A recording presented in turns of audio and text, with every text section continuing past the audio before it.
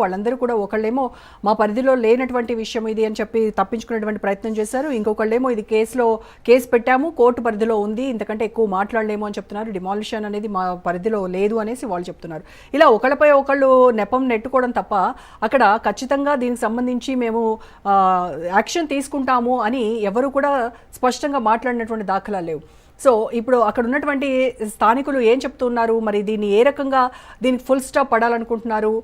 హైడ్రా అధికారులు స్పందించేంత వరకు ఇందాక చెప్పారు మేము ఖచ్చితంగా అక్కడే కూర్చొని నిరసన చేస్తాము అని కూడా చెప్పారు.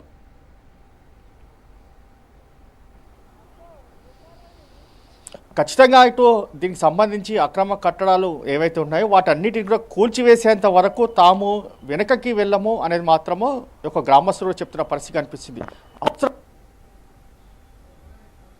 దాన్ని బ్లూ కలర్ బిల్డింగ్ ఉందో దానితో పాటు మరి ఒక 2 భవనాలు కూడా ఉన్నాయి. వాటన్నిటిని కూడా దీనికి సంబంధించి కూడా కూల్చివేసేంత వరకు ఆ భవనం వద్దనే ధర్నా చేస్తాము, అయినా కూడా అధికారులు స్పందించకపోతే రాస్తా రోకా చేస్తాము అనేది మాత్రము ప్రధానంగా గ్రామస్తులు చెప్తున్న పరిస్థితి చూస్తున్నాము. ఎందుకంటే అధికారులు ఒకరిపైన ఒకరు దీనికి సంబంధించి వారు ఆరోపణలు చేసుకుంటున్నారే కానీ తాము యొక్క ముందుండి యొక్క అక్రమ కట్టడాలకు సంబంధించి కూల్చివేస్తామని చెప్పి కూడా ఏ అధికారి కూడా హామీ ఇవ్వలేని పరిస్థితిలో చూస్తున్నాము. మనం ఇరిగేషన్ అధికారులను చూడొచ్చు, రెవెన్యూ అధికారులను చూడొచ్చు, ఎంఆర్ఓ అధికారులను చూడొచ్చు. వీరంతా కూడా ఒకరిపై ఒకరు యొక్క నెపం సంబంధించి వారు నెట్టివేస్తున్నారు కానీ తమ పరిధిలోకి వస్తుంది, తాము యాక్షన్ తీసుకుంటామని ఏ ఒక్క అధికారి కూడా చెప్పలేని పరిస్థితి ఉంటే ఇదంతా కూడా చీకటి ఒప్పందం జరిగింది అనేది మాత్రము ప్రధానంగా ఇక్కడ కొన్ని అంశాలను చూస్తే మనం దీనికి సంబంధించి కూడా చెప్పుకోవచ్చు. ఎందుకంటే ఇంత పెద్ద భవనాలను కూడా నిర్మిస్తే దీనికి సంబంధించి ఒక డ్రైనేజ్ వ్యవస్థ ఉంటుంది, వారికి సంబంధించి స్నానాలు చేసినప్పుడు యొక్క మురికి నీరు ఎక్కడికి వెళ్లాల్సిన పరిస్థితి ఉంటుంది. వాటన్నిటి కూడా డ్రైనేజ్ వ్యవస్థ దీనికి సంబంధించి ప్రధానంగా ఎక్కడ ఉంది అనేది మాత్రం ఇప్పటికీ అర్థం కాలేని పరిస్థితిలో ఉంది. కానీ మాత్రం ఈ యొక్క చెరువులకు సంబంధించి అక్రమ కట్టడాలు తాజాగా యథేచ్ఛగా పూర్తిగా కొనసాగుతున్న పరిస్థితి చూస్తున్నాము. అయితే ఇదంతా కూడా పూర్తిగా దీనికి సంబంధించి ఈ యొక్క లంచాలు తీసుకున్నారు అనేది మాత్రము ప్రధానంగా ఇక్కడ గ్రామస్తులు కూడా ఆరోపిస్తున్న పరిస్థితి చూస్తున్నాము. ఎందుకంటే ఒక భవనం నిర్మిస్తే కంపల్సరిగా వెంటనే ఇటు అధికారులు వస్తారు, ప్రభుత్వ అధికారులు వెంటనే దీనికి సంబంధించి కూల్చివేస్తారు. కానీ ఇక్కడ కూల్చివేయలేదంటే దీనికి సంబంధించి ఖచ్చితంగా వీరు లంచాలు తీసుకున్న పరిస్థితి కూడా చూస్తున్నాము. మరోవైపు చూస్తే దీనికి సంబంధించి మాత్రం గ్రామస్తులు దుంతన్పల్లి సంబంధించిన గ్రామస్తులు మాత్రం ప్రధానంగా ఒకటే డిమాండ్ వ్యక్తం చేస్తున్నారు. అయితే దీనికి సంబంధించి మనతో పాటు కొంతమంది గ్రామస్తులు కూడా ఇక్కడ ఉన్నారు, వారిని అడిగి తెలుసుకుందాము. సార్, ప్రధానంగా చెప్పవచ్చు ఇందులో చూస్తే ప్రధానంగా ఈ యొక్క భవనాలకు సంబంధించి వారి యొక్క డ్రైనేజ్ వ్యవస్థ ఏ విధంగా ఉంటుంది, ఇక్కడ చెరువు కూడా పూర్తిగా ఆ భవనాల వల్ల కలుషితమైన నీరు కూడా మనం చూస్తున్నాం, వారి యొక్క డ్రైనేజ్ వ్యవస్థ ఎక్కడ ఉంది? ఇప్పుడు ఈ 10 ఎకరాలు కబ్జా చేసి కట్టినటువంటి వాళ్ళు నిర్మించుకున్నటువంటి ఫామ్ హౌస్కి సంబంధించి వాళ్ళకి ఎలాంటి డ్రైనేజ్ వ్యవస్థ లేదు. ఇగో మీరు చూడండి, ఈ నీళ్ళు కూడా కలుషితం అయిపోయినాయి. వాళ్ళు స్నానాలు చేసే నీళ్ళు కానీ వాళ్ళు వచ్చిన చుట్టాలు ఆ డ్రైనేజ్ వాటర్ మొత్తం ఈ చెరువులోనికే వదిలేయడం జరిగింది. దాన్ని కూడా ఎవ్వరు అప్పుడు పర్మిషన్ ఇచ్చిన వాళ్ళు కానీ ఈ గ్రామ పంచాయతీకి సంబంధించిన వాళ్ళు కానీ ఎవ్వరు కూడా పట్టించుకునే పాపానికి లేరు.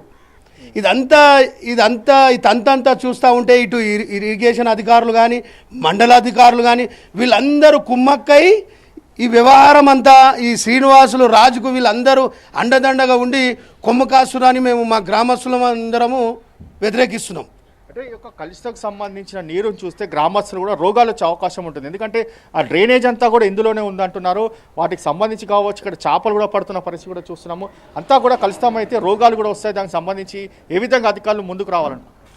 గతంలో ఒక 5-6 నెలల కింద చాలా చేపలు కూడా చనిపోయినాయి. మళ్ళీ ఈగలు కానీ దోమలు కానీ ఈ ఊరికి సమీపంలో చెరువు ఉంది కాబట్టి జనాల కూడా పలు రకమైనటువంటి వ్యాధులు ప్రబలే అవకాశం ఉంది. ఈ శ్రీనివాసులు రాజు అనే వ్యక్తి మీద తక్షణమే చర్యలు తీసుకొని ఆ బిల్డింగ్లు కూలగొట్టాలని కోరుచున్నాం. అంటే మీరు చెప్పండి, యొక్క గ్రామస్తుల వాసులుగా యొక్క దొంతన్పల్లి సంబంధించి తుర్క చెరువు పూర్తిగా అక్రమ కట్టడాలు కూడా వెలిసాయి. దీనికి సంబంధించి మీరు ఏ విధంగా గతంలో ఏ విధంగా ఉండే చెరువు ఇప్పుడు ఏ విధంగా ఉంది? సార్, చిన్నగా ఉన్నప్పుడు చాలా పెద్ద చెరువు ఉండే సార్. ఇది ఇప్పుడు రాబోయే 6 ఇయర్ బ్యాకే టోటల్ కబ్జా చేసుకుని వీళ్ళంతా బిల్డింగ్లు కట్టేసినారు. వీళ్ళకి పర్మిషన్ ఎవరు ఇచ్చింది ఇట మాకు తెలియదు. యాక్చువల్లీ రీసెంట్లో కట్టిన బిల్డింగ్లు సార్ ఇవి. అది అధికారులకు సంబంధించి ఏ విధంగా వారు ఎందుకు అనుకుంటున్నారు సార్? అప్పుడు ప్రభుత్వం వాళ్ళది ఉండి అంత వాళ్ళే రాజ్యం చేసుకున్నాడు, ఇష్టం వచ్చినట్టు వాళ్ళే కట్టుకున్నారు సార్. అది అంటే అధికారులు దీనికి సంబంధించి స్పందించాలి కదా, ఎందుకు స్పందించారు అనుకుంటున్నాను?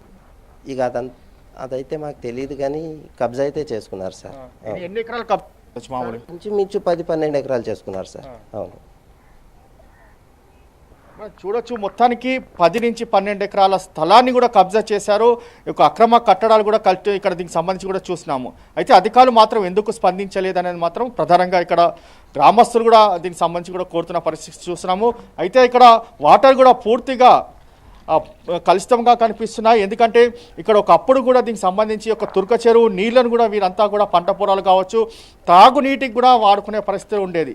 అయితే ఇప్పుడు మాత్రము అక్కడ దీనికి సంబంధించి చూస్తే ఇక్కడ చెరువు పక్కన కూడా ఉండాలంటే కూడా ఉండలేని పరిస్థితి ఉంది. ఎందుకంటే ఒక దుర్వాసనకు సంబంధించి కావచ్చు, ఇక్కడ రోడ్డు పైన వెళ్ళే వాళ్ళంతా కూడా ఒక్కొక్కసారి స్మెల్ను కూడా వీరంతా కూడా భరించలేని పరిస్థితి ఉంది. ఎందుకంటే డ్రైనేజీకి సంబంధించిన వ్యవస్థ మాత్రం వారికి లేదు.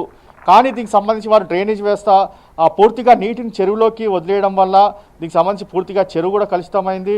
అంతేకాకుండా ఇంత పెద్ద చెరువును కూడా వారు కేవలం ఫామ్ హౌస్ ఇళ్లను అక్రమంగా నిర్మించుకొని ఒక చెరువును కూడా పూర్తిగా కలుషితం చేశారని మాత్రము గ్రామస్తులు కూడా చెప్తున్న పరిస్థితి చూస్తున్నాము. అయితే చాలామంది కూడా ఇక్కడికి చాలామంది కూడా పట్టుకునేవారు. అలాంటి చేపలు పట్టుకునేవారు కూడా పూర్తిగా తగ్గిపోయారు. కేవలము 5-6 మంది మాత్రమే దీనికి సంబంధించి చేపలు పట్టుకుంటారు. అవి కూడా చేపలు కూడా పూర్తిగా మరణించిపోయాయి. ఉదయం నుంచి కూడా ఎన్ని చేపలు పట్టినా కూడా ఒక్కొక్క చేప కూడా దొరకలేని పరిస్థితిలో ఉంది. అలాంటి తుర్క చెరువుని ఇలా దయనీయ పరిస్థితికి కూడా తీసుకొచ్చారంటే ఇదంతా కూడా ప్రభుత్వ అధికారుల నిర్లక్ష్యం అనేది మాత్రము చాలా కొట్టొచ్చినట్టుగా కనిపిస్తుంది. ఇప్పటికైనా అధికారులు మాత్రం ప్రధానంగా చర్యలు తీసుకోవాలి అనేది మాత్రము గ్రామస్తులు మాత్రం పెద్ద ఎత్తున డిమాండ్ వ్యక్తం చేస్తున్న పరిస్థితి కూడా చూస్తున్నాము. ఓవరాల్గా చూస్తే చెరువుని మాత్రము అధికారులు ఎప్పుడు దీనిపైన చర్యలు తీసుకుంటారు అనేది మాత్రము వేచి చూడాల్సిన పరిస్థితి కూడా చూస్తున్నాము. ఎందుకంటే ఇంత పెద్ద చెరువుకు సంబంధించి ల్యాండ్ కోట్లాది రూపాయలు ఉంటుంది. అలాంటి ల్యాండ్ని మాత్రము అధికారులు ఎందుకు దీనిపైన ఇటు చూడనట్టు వ్యవహరిస్తున్నారంటే కంపల్సరిగా ఇందులో చీకటి ఒప్పందం జరిగింది అనేది మాత్రం ప్రధానంగా ఆరోపిస్తున్నారు. ఎందుకంటే ఇంత పెద్ద కోట్లాది రూపాయలకు సంబంధించిన ల్యాండ్ ఇలా కబ్జా చేయాలంటే కూడా ప్రధానంగా అధికారుల హస్తం ఉంటేనే యథేచ్ఛగా భవనాలు నిర్మించుకోవచ్చు. అంతేకాకుండా ఎవరైనా ప్రశ్నిస్తే వారిపైన దీనికి సంబంధించి శ్రీనివాసరాజు వారినే బెదిరిస్తారు, తిరిగి వారిపైన కేసు పెడతామంటూ కూడా దీనికి సంబంధించి వారిపైన హుకుం జారీ చేస్తారు. అంటే వారికి ఎంత అండదండలు ఉంటే దీనికి సంబంధించి ఇలా బెదిరింపులకు కూడా పాల్పడతారు అనేది మాత్రము మనం ఇట్టే అర్థం చేసుకోవచ్చు. ఇటు ప్రభుత్వ అధికారులు కూడా ఒకరిపైన ఒకరు దీనికి సంబంధించి కూడా చెప్పుకుంటూ కేసుకు సంబంధించి ఎక్కువగా మాట్లాడము అనేది మాత్రం చాలా కరాఖండిగా చెప్తున్న పరిస్థితి చూస్తున్నాము. ఓవరాల్గా మాత్రము తుర్క చెరువు సంబంధించి మాత్రము రైట్ పవన్. అయితే 100 ఏళ్ల చరిత్ర కలిగినటువంటి ఈ తుర్క చెరువు ఏదైతే ఉందో అది గతంలో కొన్ని వందల ఎకరాలకు సాగునీరు అందించినటువంటి చరిత్ర ఉంది అని చెప్పేసి స్థానికులు చెప్తున్నారు. వాళ్ళకి ఆ చెరువుతో ఉన్నటువంటి అనుబంధం వెలకట్టలేనిది అని చెప్పి అలాంటి చెరువు ఈరోజు కబ్జాకోర్ల చేతుల్లో చిక్కుకొని విలవిల్లాడిపోతున్నటువంటి రోజు రోజుకు కుచించుకుపోతున్నటువంటి చెరువును చూసి వాళ్ళు ఆవేదన వ్యక్తం చేస్తున్నారు. అయితే అధికారులు రాజకీయ ఒత్తిళ్లకు తలొగ్గి రాజకీయ నాయకుల నుంచి వస్తున్నటువంటి వాళ్ళు డబ్బు పరంగా కావచ్చు లేకపోతే బెదిరింపు కావచ్చు, ఏదో ఒక మొత్తానికి ఈ రెండిట్లో ఏదో ఒక దానికి తలొగ్గి వాళ్ళు ఈ వైపు కన్నెత్తి కూడా చూడకుండా ఉన్నటువంటి పరిస్థితి. సో మరి ఎవరైతే ఈ బడా రాజకీయ నాయకుడు అని చెప్పుకున్నటువంటి శ్రీనివాసరాజు ఎవరున్నారో, రాజకీయ అండదండలు ఉన్నటువంటి వ్యక్తి అని చెప్తున్నారో, మరి అసలు ఆయన వెనక ఎవరున్నారు అనేటువంటిది వెలుగులోకి వస్తుందంటారా? అయితే ఖచ్చితంగా దీనికి సంబంధించి శ్రీనివాసరాజు మాత్రము ఈ ప్రాంతానికి సంబంధించిన వ్యక్తి కాదు.